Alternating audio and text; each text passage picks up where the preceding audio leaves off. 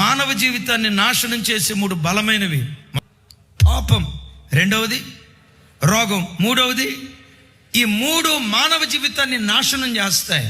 కానీ పాపపు ఊబిలోకి వెళ్ళేటప్పుడు అది చాలా హాయిగా ఉంటుంది, చాలా ఆహ్లాదంగా ఉంటుంది, చాలా సంతోషాన్ని ఇస్తున్నట్లుగా ఉంటుంది. పాపపు ప్రారంభం ఆనందం, హాయి, ఆహ్లాదం. ముగింపు మాత్రం అంతులేని ఆవేదన.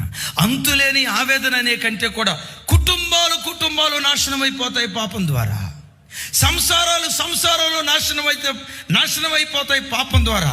పిల్లల బ్రతుకు, భార్య బ్రతుకు, భర్త బ్రతుకు, కుటుంబాలు, సంఘాలు పాపం ద్వారా వినాశనమైపోతాయి. కొందరిని రోగం నాశనం చేస్తుంది, మరి కొందరిని పేదరికం నాశనం చేస్తుంది. ఈ వాక్యం వింటున్న నీ బ్రతుకులో రోగం నిన్ను నాశనం చేస్తుందా? కష్టార్జితమంతా హాస్పిటల్